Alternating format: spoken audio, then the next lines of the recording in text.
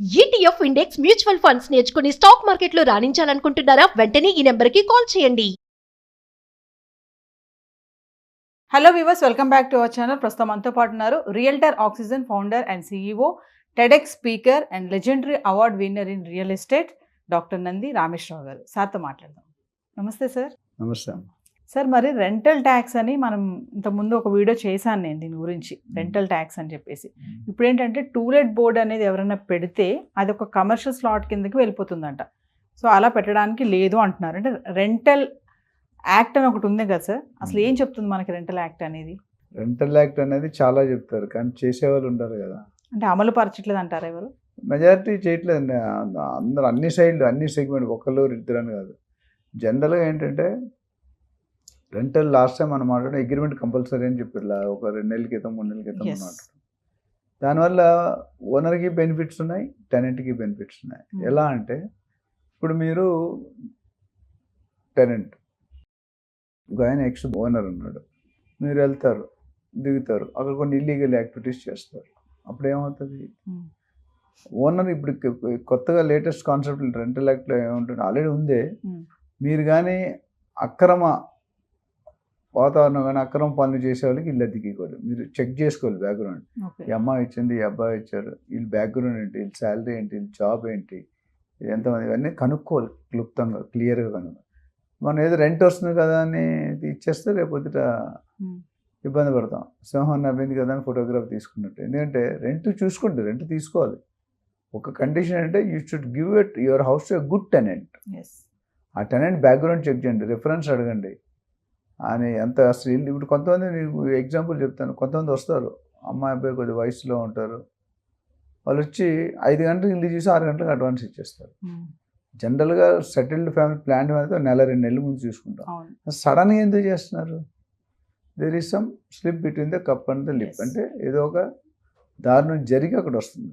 1 month 1 hour 2 hours ఎవడు ముందు వాళ్ళు వస్తారు, వాళ్ళ ఫ్యామిలీ వస్తారు, అందరు చూసి వాట్స్ వస్తారు, చూసుకొని తీసుకుంటారు.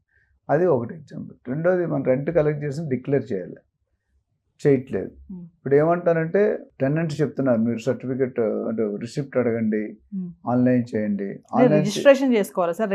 ఇప్పుడు రెంట్ తీసుకున్నామంటే మనం అఫీషియల్గా చేసుకుంటే మంచిది ఓనర్కి మనకి మధ్యలో. ఎందుకంటే రేపొద్దుట మీరు 50,000 రెంట్ దిగారు ఫ్లాట్, రేపొద్దుట మీరు లీజ్ సైన్ చేయలేదు, నాకు ఇంకొక టెనెంట్ వచ్చి ఆ ఓనర్కి నాకు 70,000 ఇస్తానంటాడు, మిమ్మల్ని ఖాళీ చేయమంటాడు. ఇమీడియట్ ఖాళీ చేయగలరా మీరు? అందుకని రిజిస్ట్రేషన్ ఉంటే valid, court of Lalo validity. Agreement ఎప్పుడు కూడా రిజిస్ట్రేషన్ ఇద్దరికీ మంచిదే. కొద్ది డబ్బు ఎప్పుడు ఎవరు పెట్టుకోవాలి, రిజిస్ట్రేషన్ ఛార్జీలు అనేది పెద్ద సమస్య. నేను 50,000 అంటే 6 లక్షలు ప్లస్ డిపాజిట్ ఒక 3 నెలలు ఇస్తే అదొక 1,50,000 అంటే 7,50,000 ఛార్జ్ చేస్తారు మినిమం పర్సెంటేజ్. బట్ అది చూసుకున్న సేఫ్టీ ఉంటుంది. లాక్ ఇన్ పీరియడ్ అని ఒకటి ఉంది. అంటే లాక్ ఇన్ పీరియడ్ అంటే ఇంత టైంకి మీరు కమిట్ అవుతున్నారు, మీకు ఉన్నా లేకపోతే రెంట్ ఇవ్వాలి. ఓనర్ సైన్ ఏంటి ఉండాలి, టెనెంట్ సైన్ ఏంటి ఉండాలి. అంటే చాలా మంది ఇప్పుడు ఇల్లు కట్టుకొని రెంట్ పర్పస్ కోసం అని కూడా కట్టుకునే వాళ్ళు ఉంటారు, ఉండడానికి. కొంతమంది అయితే అదొక రెంట్ అంటే బిజినెసే కదా సార్ అది కూడా. అంటే అందుకని గవర్నమెంట్ ఏంటంటే మీరు దాని మీద వచ్చిన ఇన్కమ్ కూడా రిటర్న్స్ కట్టాలి, ట్యాక్స్ కట్టాలి అంటున్నారు. కానీ అక్కడక్కడ కడుతున్నారు, కొంతమంది కట్టట్లేదు. ఎస్పెషల్లీ ఇంకొక క్లాజ్ ఏంటంటే టూలెట్ బోర్డ్స్ పెట్టడానికి అబ్జెక్ట్ చేస్తున్నారు. ఎందుకంటే టూలెట్ బోర్డు పెడితే కమర్షియల్ కింద పరిగణిస్తారు గవర్నమెంట్. ఎందుకంటే టూలెట్ పెట్టగానే supply is less, demand is more, especially commercial office. చాలా మంది రెసిడెన్షియల్లో కమర్షియల్ యాక్టివిటీస్ అనాథరైజ్డ్గా నడుపుతున్నారు. దాని ఇప్పుడు కమర్షియల్ అంటే ఇప్పుడు మీరు సపోజ్ ఒక రెసిడెంట్కి ఒక ఫ్లాట్కో ఇల్లుకో 10,000 ట్యాక్స్ కడుతున్నారు కొన్ని సంవత్సరాలకి. కమర్షియల్ది 40,000 అయిపోద్ది minimum 4 times. Water bill commercial అయిపోద్ది, ఎలక్ట్రిసిటీ బిల్ అంటే ఏది ప్రతి బోర్డు పెట్టుకుంటే కమర్షియల్. గవర్నమెంట్ ఇన్కమే కదా, అది రానట్లేదు. బోర్డు కొట్టి తలుపు మీద పెట్టేసుకుంటున్నారు, చిన్నది బయటకు కనిపించదు. ఆఫీస్ అవుతుందా, స్టూడియో అవుతుందా, ఇల్లీగల్ యాక్టివిటీ ఉందా, ఎవరికి తెలియదు. కొన్ని ఇల్లు ఎలా ఉంటే బయట ఎవరికి తెలియదు, లోన్ జరిగేది ఎవరికి తెలియదు. ఆ ఓనర్కి ఆ టెనెంట్కి తెలుస్తుంది. ఈ గవర్నమెంట్ వాళ్ళు ఎప్పుడైనా చెక్ చేస్తే. అందుకని బెటర్ వే ఏంటంటే ఇన్కమ్ ట్యాక్స్ కట్టడంలో మంచిదే, ఇట్స్ ఆల్వేస్ బెటర్. ఎందుకంటే 20%, 15% మినిమం కూడా ఇప్పుడు ఏమంటారంటే 1 lakh లేకుండా బతకలేరు అంటారు. 50 నుంచి 1,00,000, 50 అనేది తక్కువ. ఒక వైఫ్ హస్బెండ్, ఒక చిన్నపిల్లలు 2 ఉన్నా ₹1,00,000 స్కూల్ ఫీజు యావరేజ్గా. స్కూల్ ఫీజు, మిగతా రెంటు, మెయింటెనెన్స్, పని మనిషి, ఇవన్నీ ఉన్నాయి కదా, కూరగాయలు, వెజ్, నాన్ వెజ్, ఆటోమేటిక్గా ₹1,00,000 అంటే ఈరోజు నాట్ బిగ్ అమౌంట్. మామూలుగా చూసుకుంటే రెంట్కి దిగాలనుకున్న వాళ్ళు ఇవన్నీ అడగరు కదా సార్ అసలు. మరి మీకు మాకు రిజిస్ట్రేషన్ చేసుకోవాలి అని చెప్పి ఎవరు అడగరు కదా, ఇప్పుడు అడగరండి. ఇప్పుడు సిస్టమ్స్ అనేది చెడ్డ వాళ్ళ కోసం పెడతారు, కానీ ఫాలో అయ్యేది మంచి వాళ్ళే ఫాలో అవుతారు. Rules are found for bad people, but rules are followed by good people. ఇంగ్లీష్లో మంచి కోట్ ఉంది, figures will never lie, liars will figure. Figures will never lie, liar అంటే మీకు అర్థం కదా. అబద్ధాలు అంటే ఎప్పుడైనా నిజం నిప్పులు అంటుంది, ఇవాళ అయితే రేపైనా బయటకు వస్తుంది, ఒక పెనాల్టీ కట్టుకోవాలి.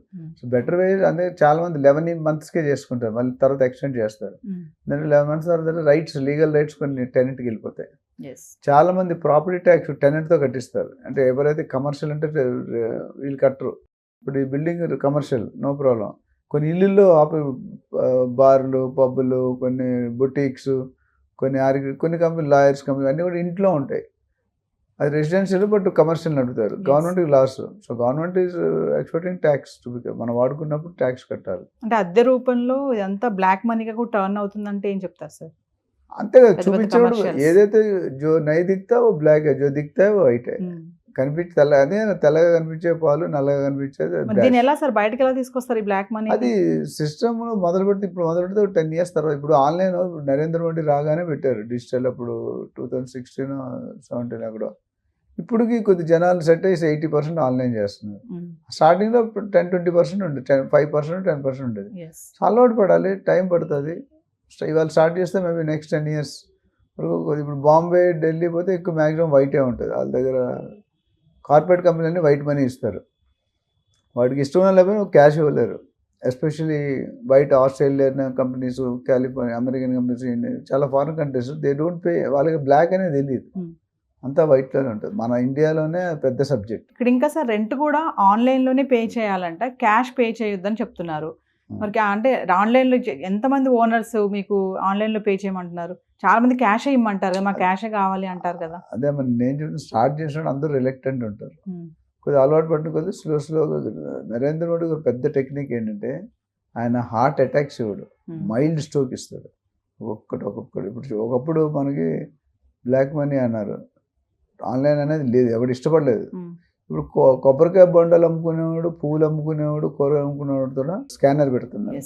ఆటో డ్రైవర్ కానీ బస్సు అడుక్కునేవాడు కూడా స్కానర్. అవన్నీ వదిలేదు, సార్ ₹10 కొట్టాను సార్, ₹100 ఆకలేసిన అన్నం కూడా, ₹100 అమౌంట్ కూడా డిసైడ్ చేసి చెప్తాను. అంటే ఆ స్టేజ్ అలవాటు చేశారు. నేను మన ఎయిర్పోర్ట్ నుండి వస్తుండగా ఊరికి వెళ్ళి మధ్యలో దామేసం దిగితే అరటిపళ్ళు అమ్మేవాడు ఉన్నాడు, కొబ్బరి బొండాలు అమ్మేవాడు ఉన్నాడు, లస్సీ షాప్ ఉంది, కూరగాయల షాప్ ఉంది. వరుసగా నలుగురు కూడా ఫస్ట్ కామన్ థింగ్ ఏంటంటే స్కానర్ తాగడం. ఆటో కూడా మనకి ₹35, ₹50 అనుకో, ₹36 అడుగుతున్నాడు. అందరు చిల్లర ఉండదు, ₹6 లేవు కదా, ₹2 నోట్లు ఎక్కడ ఉన్నాయి, ₹10 మినిమం, ₹5 ఉన్నట్టుంది కదా. సో డజంట్ వరకు కూడా ఎలాగిస్తారు, 40 ఇవ్వాలి, 30 ఇస్తాడు, 40 ఇవ్వాలి. ఇప్పుడు ఆన్లైన్ వచ్చాక కరెక్ట్ 35.3 అది వచ్చేస్తుంది, కట్ చేస్తున్నారు. అంటే ఎంతమంది రెంటల్ యాక్ట్ అనేది ఫాలో అవుతున్నారు సార్? ఒకవేళ ఫాలో అవ్వకపోతే ఏమన్నా దీనికి శిక్షలు ఉన్నాయా? ఉన్నాయండి, జైల్లో పెడతారు. ఒక ఐటీ వాడు పెనాల్టీ వేస్తాడు, నువ్వు ఎంత కట్టావు దానికి ఇన్నిసార్లు కట్టాలని. మీరు సపోజ్ ₹1,00,000 ఎగ్గొట్టారు అనుకోండి, మీకు 3 లక్షలు వేస్తాడు, లేదా 2 లక్షలు వేస్తాడు. సో నా గరక నా ఘాటుగా, అంటే మనం ₹1 సేవ్ చేద్దాం చేస్తే ₹10 పోతాయి.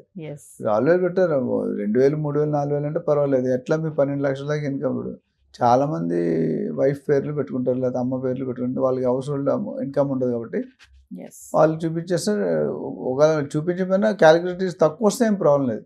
అంటే మా చిన్న 5,000, 10,000 కూడా పెద్ద రాదు. నీ ప్రాబ్లం ఎక్కడ వస్తుంటే 2 లక్షలు, 3 లక్షలు, 4 లక్షలు రెంట్ వచ్చాడు. సపోజ్ నెలకి 2 లక్షలు వస్తే 24 లక్షలు, 12 లక్షలు కడితే 20%, 15% into 15, 20, 30 కట్టాలి. సో ఇప్పుడు సపోజ్ సంవత్సరానికి 50 లక్షలు వచ్చింది అనుకోండి అదనపు ఇన్కమ్, 50 లక్షలు 30% అంటే 15 lakhs. మన గవర్నమెంట్ ఒక ఇల్లు, మీ బిల్డింగ్ చాలా హై రెంట్స్ ఉంటాయి, లక్షల్లో ఉంటుంది ఈచ్ ఫ్లోర్. చూపించాలి, జనాలు చూపిస్తారు, చూపించకపోతే వాటి దురదృష్టం. అది ఎట్లా అంటే లాటరీ, దొంగ దొరకనంత వరకు దొరికిన తర్వాత. సో ఒక 5% ఇటు 5,000, 2,000, 3,000 పెద్ద.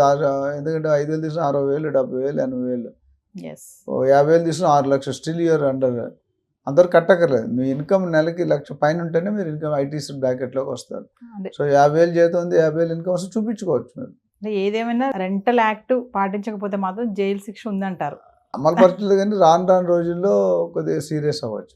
ప్లస్ రిజిస్ట్రేషన్ అఫీషియల్ డాక్యుమెంట్ పెట్టుకుంటే ఎంతైనా ఉత్తమం. ఎందుకంటే మీరేమన్నారు, ఆయన ఏమన్నాడు, ఇద్దరు ఒప్పుకున్నారా లేదా, ఇంటీరియర్స్ ఎవరు పెట్టారు, ఫర్నిచర్ ఎవరు పెట్టారు, వెళ్ళేటప్పుడు ఏ కండిషన్, అందుకే ఫోటోలు తీసుకుంటారు ఈ మధ్యలో.